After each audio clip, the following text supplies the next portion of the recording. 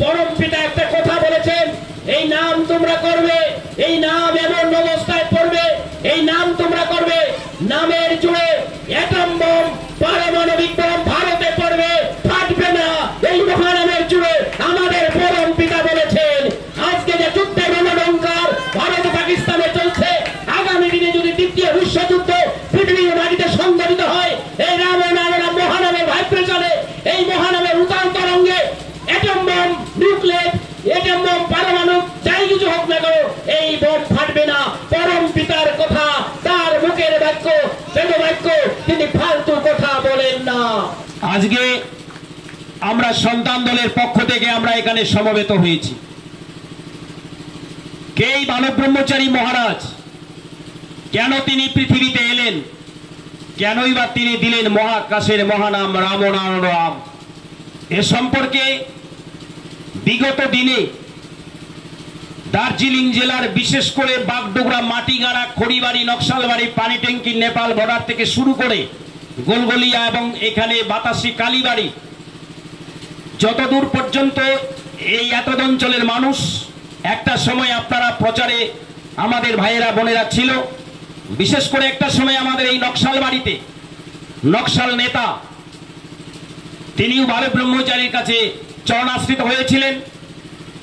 চারু সান্যাল থেকে শুরু করে, কানু সান্যাল থেকে শুরু করে অনেকেই, সেটা 60 থেকে 80-র দশকে আমার স্মরণে আছে। তাই বালক ব্রহ্মচারী কে, তিনি কেন পৃথিবীতে এলেন, তার আসার উদ্দেশ্য কি, তিনি কেনই বা দিলেন রাম নারায়ণ রাম বা সৃষ্টি করলেন সন্তান দল। আপনারা জানেন, আমরা তথাকথিত প্রচলিত হিন্দু সমাজের মানুষ, আমরা অনেকেই হিন্দু বলে দাবি করি। এটা হচ্ছে কলির যুগ, প্রেমের যুগ, প্রেমাবতার। হিন্দুর প্রচলিত শাস্ত্র অনুযায়ী 4টা যুগ: সত্যযুগ, ত্রেতা যুগ, দাপর যুগ, কলি যুগ। হয়তো অনেকে আজকে আটকে উঠছেন যে হঠাৎ করে এই রাম নারায়ণ রাম কীর্তন করছে। আমরা তো বাপ ঠাকুরদার আমল থেকে আমাদের প্রেমাবতার চৈতন্যদেব তিনি দিয়েছেন হরে কৃষ্ণ নাম, 16 নাম 32 অক্ষর, হরে কৃষ্ণ কৃষ্ণ কৃষ্ণ হরে হরে, হরে রাম রাম রাম হরে হরে। আমরা দীর্ঘ 540 বছর থেকে এই নাম গেয়ে আসছি। আর আজকে বালক ব্রহ্মচারীর সন্তানরা, সন্তান দলের কর্মীরা রাম নারায়ণ রাম করছে, এটা নতুন বলে একটা মনে হচ্ছে না। এই প্রেমাবতার শ্রী চৈতন্যদেব 540 বছর আগে এই ভূভারত তথা প্রাচীন শ্রীহট্ট মায়াপুর নবদ্বীপ ধামে ফাল্গুন মাসের দোল পূর্ণিমা তিথিতে জগন্নাথের পুত্র রূপে সচী দেবীর গর্ভে আবির্ভূত হওয়ার আগে আরো অনেকে এসেছিলেন সত্যযুগে নারায়ণ 4 আনা ক্ষমতা নিয়ে। সত্যযুগে নারায়ণ 4 আনা ক্ষমতা নিয়ে এসেছেন। তখন কিন্তু এই কৃষ্ণ নাম ছিল না, তখন একটা নাম ছিল সেই যুগের উপযোগী মহানাম নারায়ণ পরাবেদা, নারায়ণ পরাক্ষয়া, নারায়ণ পরাগতি, নারায়ণ পরাম মুক্তি। এই নারায়ণ 4 আনা ক্ষমতা নিয়ে সত্যযুগে এলেন, তিনি নাম দিলেন।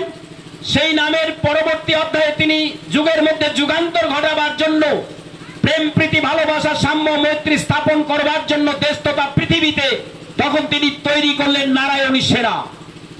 কিন্তু তখন নারায়ণী সেনার পরবর্তী অধ্যায়ে তখন তিনি যখন তার কাজকে সমাপ্ত করতে পারলেন না, তিনি আবার 8 আনা ক্ষমতা নিয়ে ত্রেতা যুগে আবির্ভূত হলেন।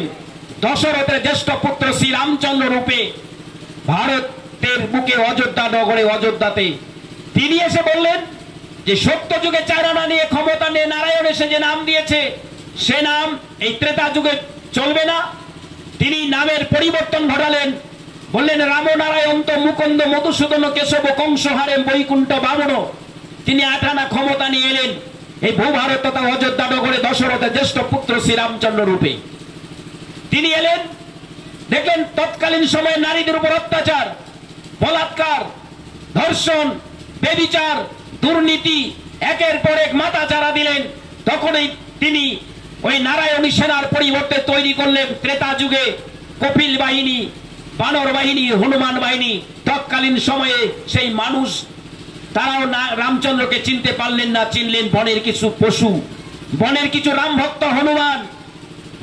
দশানন রাজা লঙ্কা অধিপতি রাবণকে ধ্বংস করবার জন্য ভক্ত হনুমানের মধ্য দিয়ে রামচন্দ্র তার হনুমান বাহিনীর মধ্য দিয়ে ওই সেতু বন্ধনের মধ্য দিয়ে ছোট্ট একটা পাখি কাঠ বিড়ালি তাকে সহযোগিতা করলেন। জনক রাজার কন্যা মা জানকী সীতাকে অপহরণ করে তার উপর অত্যাচার করা হয়েছিল, সেই রাজা রাবণ তাকে ধ্বংস করলেন। সেই রামচন্দ্রই ত্রেতা যুগে তিনি তার যুগের মধ্যে যুগান্তর ঘটাবার জন্য পরিপূর্ণ কাজ করে যেতে পারেননি। তিনি আবার দাপর যুগে, জ্ঞানের যুগ হচ্ছে দাপর যুগ, এই দাপর যুগে আবির্ভূত হলেন 12 আনা ক্ষমতা নিয়ে। তিনি বাসুদেবের পুত্র দৈবকীর উদরে তিনি আবির্ভূত হলেন 12 আনা ক্ষমতা নিয়ে দাপর যুগে, জ্ঞানের যুগে। তিনি বললেন যে ত্রেতা যুগে রামচন্দ্র যে মহানাম দিয়েছে, রামনারায়ণ তো মুকুন্দ মধুসূদন কেশব কংসহারে বৈকুণ্ঠ বামন, এই নামের প্রয়োজনীয়তা শেষ, এই নামের পাওয়ার অ্যাকশন ভিটামিন শেষ হয়ে গেছে। তাই ত্রেতা যুগ দাপর যুগে তিনি একটা নাম দিলেন, কি নাম? হরে মুরারে মধুকৈট বরে গোপাল গোবিন্দ সৌরে জগদীশ নারায়ণ রক্ষ। এই নাম দিলেন দাপর যুগে ভগবান আমার, আপনার সকলের, আপনাদের ভগবান শ্রীকৃষ্ণ। তিনি এই নাম দিলেন এবং সেই নামের মধ্য দিয়ে তিনি দেখলেন যে তৎকালীন সময়ে মেয়েদের উপর অত্যাচার বলাৎকার একের পর এক, দিনের পর দিন বৃদ্ধি পাচ্ছে। তাই সেদিন দ্রৌপদী রাজার কন্যা দ্রৌপদী, সেই দ্রৌপদীকে বস্ত্রহরণ করা হলো। ওই ধৃতরাষ্ট্র পাণ্ডুর পুত্র, পাণ্ডুর হচ্ছে পিতা, তার 5 ছেলে পঞ্চ পাণ্ডব, যুধিষ্ঠির নকুল সহদেব ভীম অর্জুন হচ্ছে পাণ্ডুর 5 ছেলে পঞ্চ পাণ্ডব। আর অন্ধস্থে পিতৃদেহে ধৃতরাষ্ট্র, সেই ধৃতরাষ্ট্রের শতপুত্র দুঃশাসন, দুর্যাজন, কৌরব গোষ্ঠী, রতি মহারথী ও কর্ণ, শকুনি, অশ্বত্থামা থেকে শুরু করে সেদিন স্বয়ং ভগবান শ্রীকৃষ্ণ তিনি সেই পাণ্ডবদের হয়ে ন্যায়ের পক্ষে, সত্যের পক্ষে তিনি আবেদন নিবেদন করলেন। সেই কৌরব অধিপতি তাদের কাছে গিয়ে সেই রাজসেবায় তাদেরকে প্রার্থনা জানালেন, বললেন তোমরা পাণ্ডবদের বেঁচে থাকার জন্য 5টি গ্রাম দাও, করি নিবেদন হে পঞ্চ পাণ্ডবের প্রতি, তোমাদের কাছে রইল নিবেদন, 5টি গ্রাম দাও পঞ্চ পাণ্ডবদের। এখন সেই কৌরব গোষ্ঠী বললেন বিনা যুদ্ধে নাই দেব সূচগ্র মেদিনী, মানে সুয়ের অগ্রভাগে যতটুকু বিন্দু পরিমাণ মাটি হয় সেই ভূমিটুকু আমরা বিনা যুদ্ধে পাণ্ডবদের দেব না। শ্রীকৃষ্ণের কাছে রণহুঙ্কার ছাড়লেন এই দ্রোণাচার্য, রতি মহারথী, কর্ণ, শকুনি, কৌরব গোষ্ঠী, দুর্যোধন, দুঃশাসনের দল। স্বয়ং শ্রীকৃষ্ণ পাণ্ডবের পক্ষে, ন্যায়ের পক্ষে মাথা নিচু করে দাঁড়িয়ে থাকলেন, তবু ক্ষান্ত হলেন। তারপরেও যখন দেখলেন দ্রৌপদী রাজার কন্যা দ্রৌপদী তাদেরকে সেখানে পাশা খেলায় হারিয়ে রাজসেবায় পঞ্চ পাণ্ডবদেরকে তাদের প্রিয়তম পত্নী বস্তু তাকে বস্ত্রহরণ করে নেওয়া হলো, তখন এই কালের অমোঘ নিয়মে নেমে এলো সেই মহাপ্রলয়ের সংকেত। ঘটলো সেখানে কুরুক্ষেত্রের কাণ্ড। দিল্লির হস্তিনাপুরে 18 দিন ব্যাপী কুরুক্ষেত্রের যুদ্ধ সংগঠিত হলো, সেখানে কৌরব গোষ্ঠী ধ্বংস হলো, যার পরবর্তী অধ্যায়ে মহাভারত গীতা সৃষ্টি হলো। সেই ভগবান শ্রীকৃষ্ণ তিনি যখন দাপর যুগে এলেন, তিনি তখন একটা শ্লোক বললেন। আমি সেই শ্লোকটা বলছি না এই জন্যই, আমাদের পরম পিতা তার মধ্যে একটা প্রশ্নবোধক চিহ্ন রেখেছেন। সেই ভগবান শ্রীকৃষ্ণ দাপর যুগে আজকে যে কৃষ্ণ দৈবকীর উদরে বাসুদেবের পুত্র রূপে এলেন, সেই ভগবান শ্রীকৃষ্ণ যখন তার কাজকে সমাপ্ত করতে পারলেন না, তখন তিনি আবার 14 আনা ক্ষমতা নিয়ে অবিভক্ত ভারতবর্ষে সেদিন এই ভূভারত তথা বাংলার মাটিতে ওই নবদ্বীপ জেলার নবদ্বীপ প্রাচীর শ্রীহট্ট মায়াপুরে দোল পূর্ণিমা তিথিতে জগন্নাথের পুত্র রূপে শচী দেবীর গর্ভে আবির্ভূত হলেন বিষ্ণু প্রিয়ার প্রাণধন, আপনাদের প্রেম অবতার, কলির অবতার শ্রী চৈতন্য শ্রী শ্রী গৌরাঙ্গ মহাপ্রভু। তিনি এসে বললেন যে আমি নাম নিয়ে এসেছি, যে নামের মাধ্যমে জীবের মুক্তি ঘটে। কলির জীব স্বল্প আয়ু, কলির যুগ প্রেমের যুগ, প্রেমের মাধ্যমে আমি সকলকে আলিঙ্গন দিতে চাই। তখন আজকে পশ্চিম বাংলাতে একটা সরকার আছে, আমাদের দেশে একটা সরকার আছে। আপনারা জানেন মুঘল সাম্রাজ্য 700 বছর এই ভারতে রাজত্ব করেছিল, ইংরেজরা 190 বছর, প্রায় 200 বছর রাজত্ব করেছিল, কংগ্রেস 60 বছর দিল্লিতে রাজত্ব করছে, এবং এখন বিজেপি সরকার আছে। সেই সময় যখন হুসেন শাহ ছিলেন, আমাদের নিমাই যখন 540 বছর এলেন, তখন একটা সরকার ছিল। সেই সরকারের নাম হয়তো অনেকে জানেন না। সেই সরকারটা হচ্ছে হুসেন শাহের আমল। সেই হুসেন শাহের আমলে সেখানে একটা সরকার ছিল। তখন মহাপ্রভু যখন কৃষ্ণ কৃষ্ণ বলে মহা আকাশের দিকে তাকিয়ে শিরোনাম 32 অক্ষর বিতরণ করছেন, তার সঙ্গে কে ছিলেন? নিত্যানন্দ, অদ্বৈত, রাকাল, শ্রীবাস, গদাধর। সেই পঞ্চ গুসাইকে নিয়ে আরেকজন হচ্ছেন জালালউদ্দিন ফকির ওরফে জবন হরিদাস। এই পঞ্চ গুসাইকে নিয়ে যখন এই বাংলার মাটিতে গ্রাম থেকে গ্রামান্তরে, বাংলা, বিহার, উড়িষ্যায় পদব্রজে দুবাহু আকাশের তুকে তুলে নীলবর্ণ রূপী মহাকাশকে আমন্ত্রণ করে কৃষ্ণ নাম বিতরণ করছেন, তখন হুসেন শাহের আমলে সেদিন এই পণ্ডিত সমাজ, ব্রাহ্মণ সমাজ, যে ব্রাহ্মণকে দিয়ে আমরা পুজো অর্চনা করছি, যে ব্রাহ্মণের পদলেহন করে চরণামৃত প্রাণ করছি, এই ব্রাহ্মণ সমাজ হুসেন শাহের আমলে ওই আমাদের জগন্নাথ মিশ্রের কাছে গিয়ে নালিশ জানালো যে তোমার কুপুত্র নিমাই সমস্ত জাতিকে ধূলিসাৎ করে দিচ্ছে, এক ঘাটে জল পান করাচ্ছে, এক উঠোনে অন্ন খাওয়াচ্ছে, জাতিভেদ মানছে না।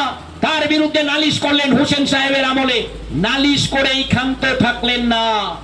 সেদিনে মহাপ্রভুর যখন হরিনাম সংকীর্তন করছেন পদব্রজে, ওই জগাইয়ার মাদাইকে লেলিয়ে দিয়ে মদ্যপান করে নিত্যানন্দের মাথায় কষাঘাত করলো। খোল মানে মৃদঙ্গ ভেঙে দেওয়া হলো, করতাল কেড়ে নেওয়া হলো, নিত্যানন্দের মাথা থেকে রক্ত ঝরলো। সেদিনে মহাপ্রভু সেদিন তবু তিনি নাম কীর্তন বন্দনা করে বললেন, হে জগাই, হে মাদাই, মেরেছ বলে কি প্রেম দেব না? কলসির কান্না, খাও মাগুর মাছের ঝোল, সারাদিন গিয়ে করো রমণীর কোল, তবু সারাদিন গিয়ে একবার বলো হরি বল। এ বলে মহাপ্রভু জগাই মাদাইকে বুঝালেন, আলিঙ্গন দিলেন এবং তবু রক্ত ছড়ালেন, নাম সংকীর্তন বন্ধ করলেন না। তারা লেলিয়ে দিয়েছিল, এই ব্রাহ্মণ সমাজ, পণ্ডিত সমাজ মহাপ্রভুর বিরুদ্ধে লেলিয়ে দিয়েছিল। এবং সেদিন হাজার হাজার গৌর ভক্তবৃন্দ যারা আজকে বৈষ্ণব দল বলে, বৈষ্ণব সম্প্রদায় বলে হরিনাম সংকীর্তন করছেন, মহাপ্রভু নিত্যানন্দকে মাথায় নিয়ে বহন করে গ্রাম থেকে গ্রামান্তরে, নগরে বন্দরে, বাংলা, বিহার, উড়িষ্যায় পরিব্রাজক হিসাবে নাম সংকীর্তন করছেন। সেদিন ওই জগাই মাদাই অকথ্য ভাবে শ্রীবাস আঙ্গিনায় হরিনাম কীর্তন হচ্ছে। মহাপ্রভুর একজন ভক্ত আছে শ্রীবাস। শ্রীবাস, অদ্বৈত, রাখাল, নিত্যানন্দ, গদাধর মিলে যখন ঊর্ধ্ব গগনে আকাশে বাহু তুলে কৃষ্ণ নাম করছেন, তখন শ্রীবাস আঙ্গিলায় ওই জগাই মাদাইয়ের মতো আরো দুটি ভাই, যার নাম চাপাল এবং গোপাল, দুই ভাইকে লেলিয়ে দিয়ে সেখানে গুমাংস দিয়ে ঢিল দেওয়া হয়েছিল। আপনারা শ্রী চৈতন্য চরিতামৃত বাংলা সাহিত্যের ইতিহাসে দেখে থাকবেন, পরিষ্কার ভাবায় কৃষ্ণদাস কবিরাজ গোস্বামীর লেখা উল্লেখিত গ্রন্থে উল্লেখ করা আছে। মহাপ্রভুকে সেভাবে অকথ্য ভাবে অত্যাচার করা হয়েছিল, সেই ভক্তবৃন্দের বাড়িঘর জ্বালিয়ে পুড়ে ভস্মীভূত করা হয়েছিল। আমরা সে কথা আজও ভুলিনি। শুধু তাই নয়, মহাপ্রভুকে আমন্ত্রণ করে বাংলা, বিহার, উড়িষ্যায় যখন তাকে নিয়ে যাওয়া হলো, সেই পুরীর মন্দিরে আমন্ত্রণ করে ওই পুরীর পান্ডারা, আপনারা জানেন ইতিহাস, হিস্ট্রি রিপিটসিল, ইতিহাস ঘুরে ঘুরে আসে। যিশু খ্রিস্টকে ক্রুশবিদ্ধ করে মারা হয়, সক্রেটিসকে জলে বিষ মিশিয়ে মারা হয়। গ্যালিলিওকে বলা হয়, গ্যালিলিও বলেছিল সূর্য ঘুরে না পৃথিবী ঘুরে, তার এই কথার অপরাধে গ্যালিলিওকে জেলে নিক্ষেপ করা হয়েছিল। এবং সেখানে হযরত মুহাম্মদকেও সেদিন ওই উটের পিঠে এবং বারুর মরুভূমিতে অত্যাচার করা হয়েছিল। ঠিক তদ্রূপ এই আমাদের প্রেমবতার শ্রী চৈতন্যকে আমন্ত্রণ করে পুরীর জগন্নাথ দেবের মন্দিরে ওই পুরীর পান্ডারা, ওই যারা ধর্মের নামে ব্যবসা করে, তারা সেদিন তাকে পাথর থেতলে থেতলে পিটিয়ে হত্যা করে, পরিষ্কার ভাষায় উল্লেখিত আছে। কিন্তু এই ব্রাহ্মণ সমাজ, পণ্ডিত সমাজ এটাকে মানুষকে রূপক আকারে, গল্প আকারে এই জায়গাটাকে, মুডটাকে ঘোরানোর জন্য তারা চৈতন্য চরিতামৃতে এবং মহাপ্রভুর মৃত্যু রহস্য বলে 3 ভাবে তার মৃত্যু হয়েছে বলে তারা প্রচার করলেন। গৌরাঙ্গ মহাপ্রভু সেদিন জানলেন যে আমাকে ওরা বাঁচতে দেবে না। 48 বছর বয়সে মহাপ্রভুকে পুরীর পান্ডারা পিটিয়ে পিটিয়ে হত্যা করলো। এবং সেদিনে মহাপ্রভু তিনি তার অসমাপ্ত কাজকে সমাপ্ত করবার জন্য এসেছেন, তিনি তা পারলেন না। কিন্তু মহাপ্রভু যখন বাংলা, বিহার, উড়িষ্যার পদে পদে যাচ্ছেন, তখন তার মামা বিষ্ণুদাস চক্রবর্তী বললেন, যে ভাগ্নে আমিও তোমার সঙ্গে সন্ন্যাসে যাব। মহাপ্রভুর নীলাচলে আপনারা টিভি সিরিয়ালে দেখেছেন, নীলাচলে মহাপ্রভু এবং মহাপ্রভুর সন্ন্যাস যাত্রা সেই টিভি সিরিয়ালে বিগত কয়েকদিন আগে, বিগত কয়েক বছর আগে সেটা আপনারা টিভিতে সিরিয়াল শুরু দেখেছিলেন। সেখানে মহাপ্রভু যখন নাম সংকীর্তনে যাচ্ছেন, অর্ধ রাস্তায় তার মামা বিষ্ণুদাস চক্রবর্তী বলছেন, ভাগ্নে আমিও তোমার সঙ্গে যাব। বললেন, তাই নাকি মামা? হ্যাঁ, আমি তোমার সঙ্গে যাব। মহাপ্রভু যখন অর্ধ রাস্তায় গেলেন, দুপুর বেলা আহার করলেন। এই বিষ্ণুদাস চক্রবর্তীর জামাতা মেয়ে জামাই গোপীনাথ কণ্ঠাবরণের বাড়িতে দুপুর বেলা আহার করলেন। মহাপ্রভু এবং তার মামা একসঙ্গে যখন তার জামাতার বাড়িতে আহার করলেন, মামাকে পরীক্ষা করবার জন্য আমাদের শ্রী চৈতন্য মহাপ্রভু বললেন, মামা তুমি কি আমার জন্য এনেছো? হ্যাঁ ভাগ্নে, তোমার জন্য আমি সংরক্ষণ করে রেখেছি। এ কথা বলা মাত্রই মহাপ্রভুকে তার মামা পকেট থেকে বের করে দিলেন। আমাদের নর্থ বেঙ্গলের কোচবিহারি ভাষায় বলে কোশাল, আমরা বাংলা ভাষায় বলি হরিতকি। সেই হরিতকি মহাপ্রভুর কাছে খুব সুস্বাদু ছিল, তিনি সেটা আহার করার পর খেতেন। আমরা যেমন কোন অতিথি বাড়িতে এলে আপ্যায়ন করার জন্য তাম্বুল পান সুপারি চা দিয়ে আপ্যায়ন করি, তৎকালীন সময়ে এই হরিতকিটা খুব প্রিয় ছিল আমাদের প্রিয় মহাপ্রভুর কাছে। যখন তিনি বের করে দিলেন, তখন বললেন, মামা তুমি এ কি করেছো? তোমার সাধারণত একটি হরিতকি তুমি সঞ্চয়ে রেখেছো। সঞ্চয় মনোবৃত্তি সন্ন্যাস যাত্রা নয়, তোমার সঞ্চয়ের এখনো বাকি, এখনো তুমি সঞ্চয়ের চিন্তা ভাবনা আছে। তুমি গৃহে ফিরে যাও। তুমি গৃহে ফিরে এই বল্লাল শ্রেণী রাজা, সেই রাজার পুকুরে বাসুদেব মূর্তি পাবে, তাকে পুজো করো। তুমি গৃহস্থ ধর্মে মন দাও, তুমি সেখানে সংসার ধর্ম পালন করো। তোমার সন্ন্যাস যাত্রা এই মুহূর্তে সম্ভব নয়। এই কথা বলা মাত্রই সেই মহাপ্রভু সেই জামাতা গোপীনাথ কণ্ঠাবরণের বাড়িতে মামা ভাগ্নে কান্নাকাটি শুরু করলেন।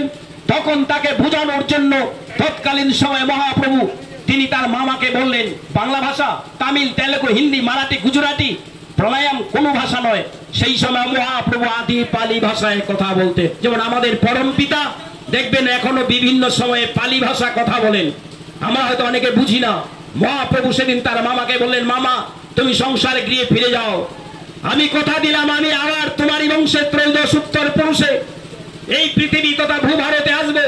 আমি তোমার ভাগ্নে হব, তুমি আমার মামা হবে, এবং আমি আমার অসমাপ্ত কাজকে সমাপ্ত করবার জন্যই পৃথিবীতে আসবো। এ কথা বললেন শ্রী চৈতন্যদেব শ্রী গৌরাঙ্গ মহাপ্রভু তার মামা বিষ্ণুদাস চক্রবর্তীকে।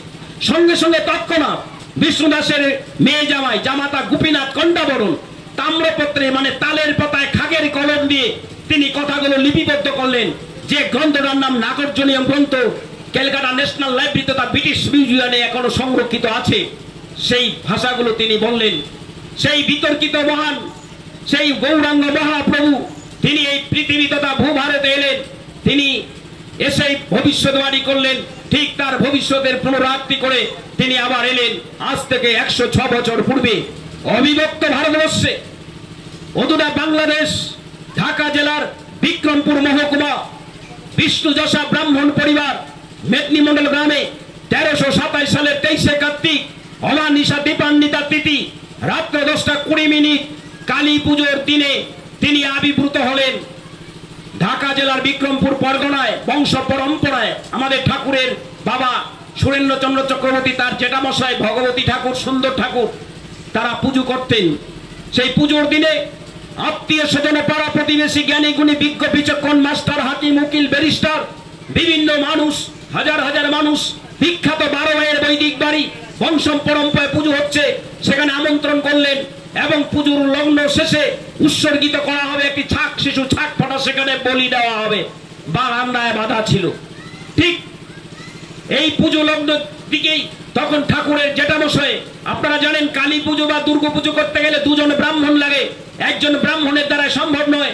সেদিন ওই কালী পুজোর দিনে দুজন ব্রাহ্মণ ছিলেন ভগবতী ঠাকুর এবং সুন্দর ঠাকুর। তারা সেই পুজো মণ্ডপে গেলেন। পুজো মণ্ডপে গিয়ে দেখলেন যে পুজোর সমস্ত সাজ সরঞ্জাম প্রস্তুত, সমস্ত কিছুই প্রস্তুত আছে, কিন্তু নৈবেদ্যের থালা নেই। তখন ওই ভগবতী ঠাকুর ডাক হারলেন, কে কোথায় আছো, তোমরা তাড়াতাড়ি ছুটে এসো, নৈবেদ্যের থালা নেই। একথা শোনা মাত্রই আমাদের ঠাকুমা আমাদের পরম পিতার মাতৃদেবী আন্তর্জাতিক মাতৃ দিবসে আমি আমার ঠাকুমাকে আমার পরম পিতার মাতাকে প্রণাম জানাই।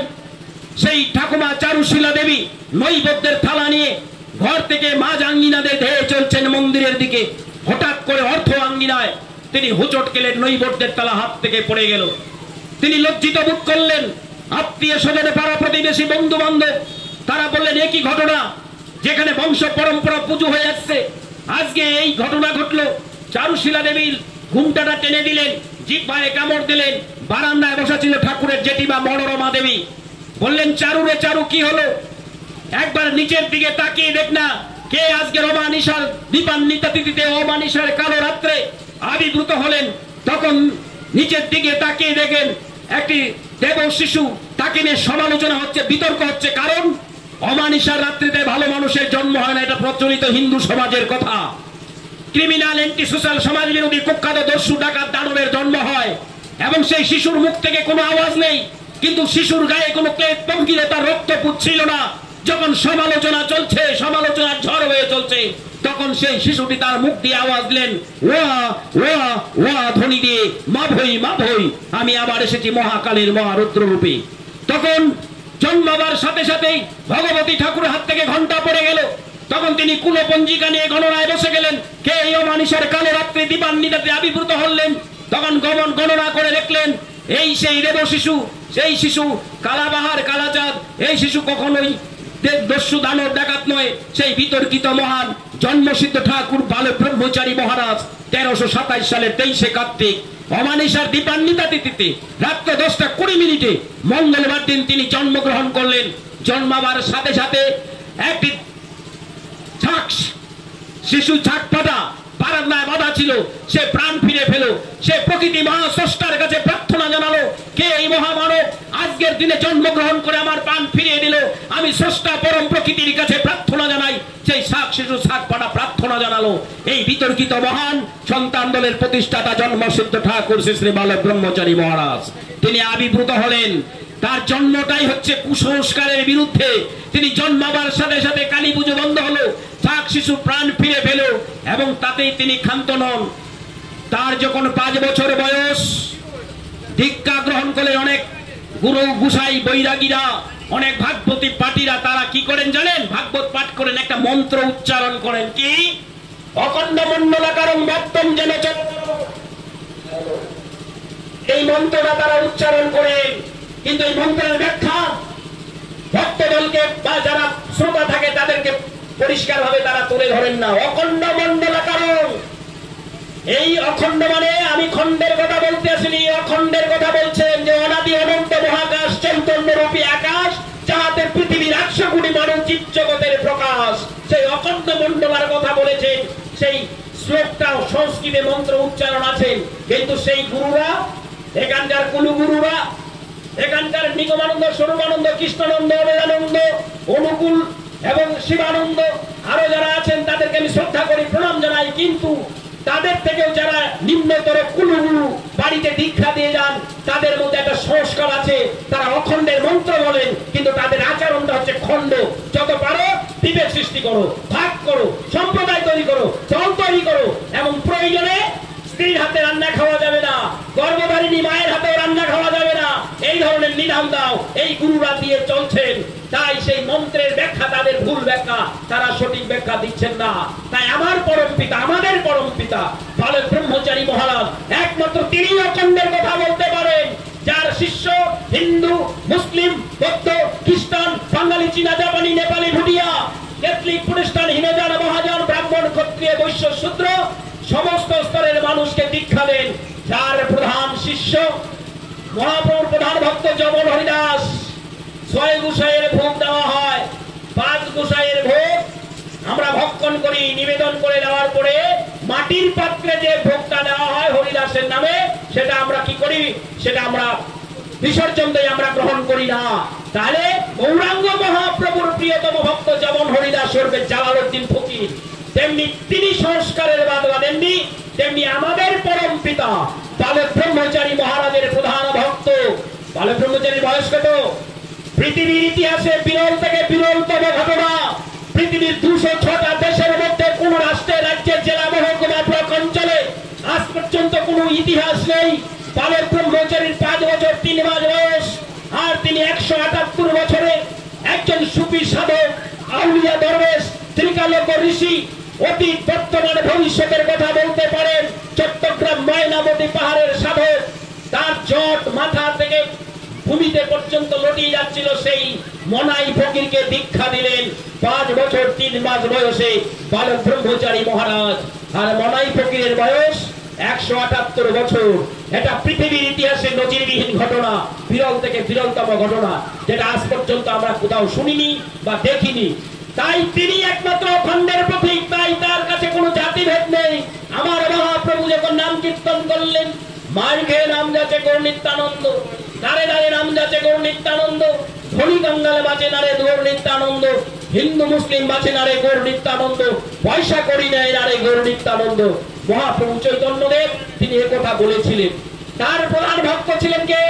ওই হুসেন সাহেবের আমলে কাজী সাহেবের স্ত্রী বেগম সাহেবা মহাপ্রভুর প্রধান ভক্ত ছিলেন। তার কাছে কোনো জাতিভেদ ছিল না। তাই আমাদের পরম পিতা বালক ব্রহ্মচারীর প্রধান ভক্ত হচ্ছেন মনাই ফকির।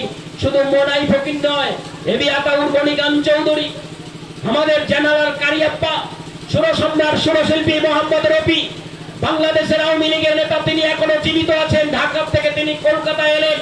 বাঘা সিদ্দিকী ওরফে কাদের সিদ্দিকী, এরকম হাজার হাজার মুসলিম ভক্ত, ঠাকুর বালক ব্রহ্মচারী শিষ্য।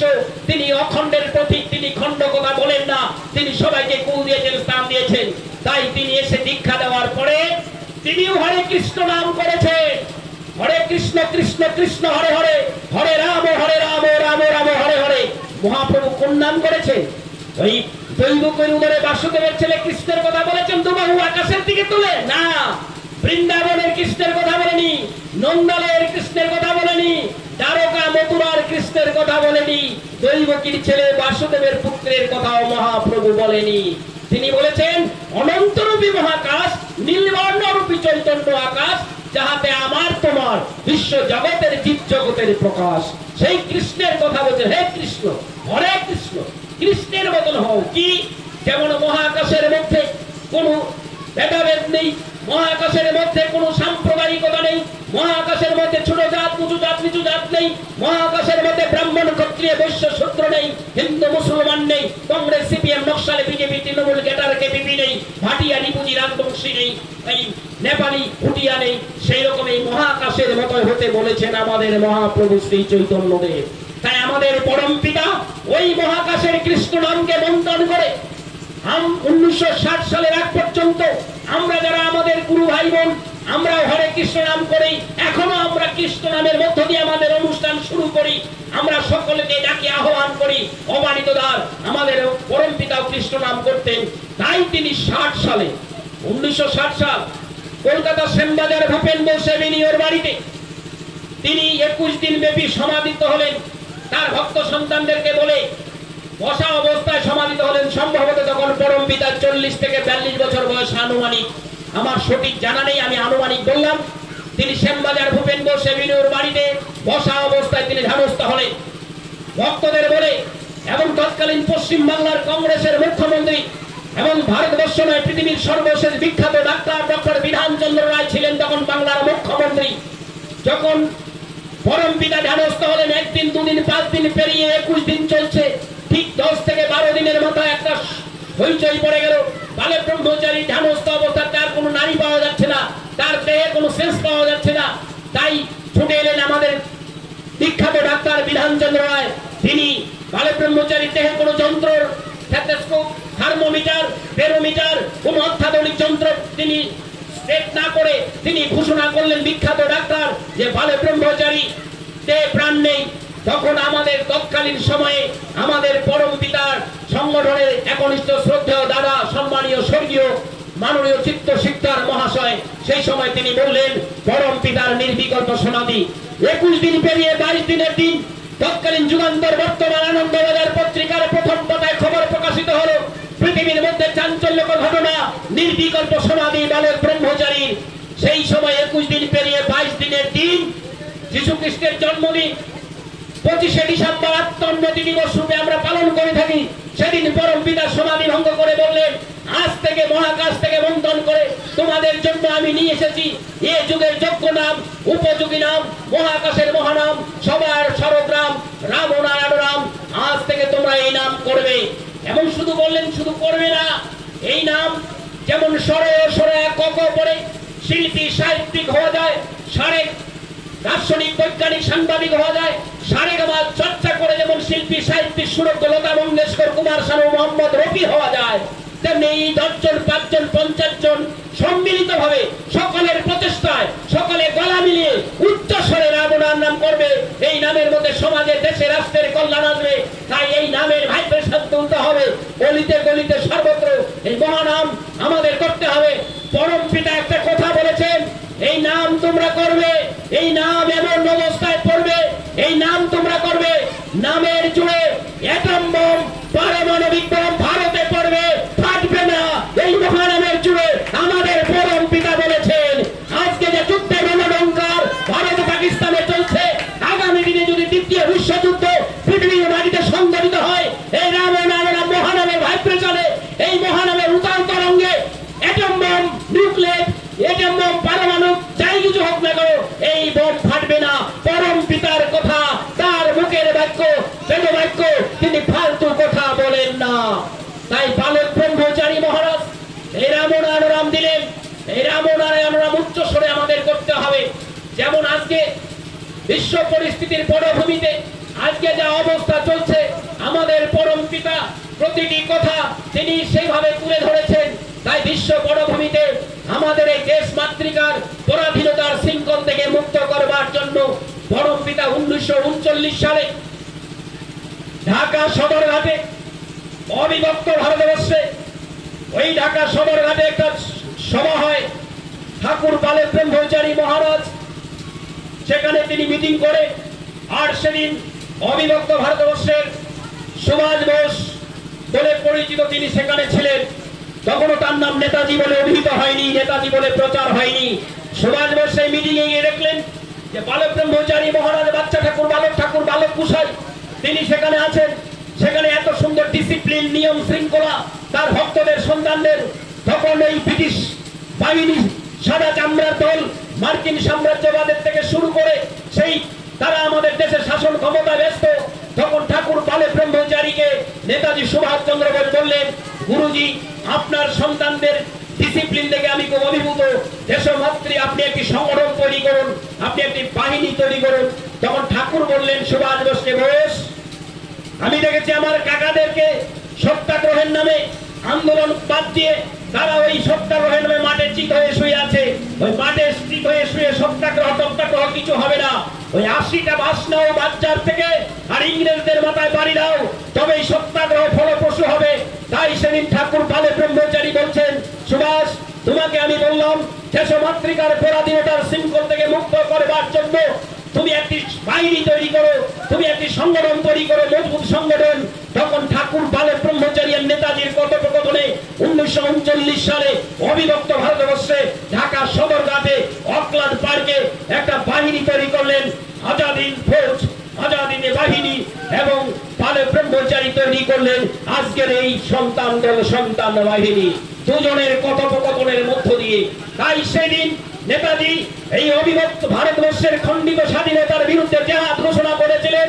হে বাংলা সাদা চামড়ার দল, ওরা নিজেদের সাম্রাজ্যবাদকে টিকে রাখবার জন্য আমাদের দেশটাকে ভাগ করতে চলেছে।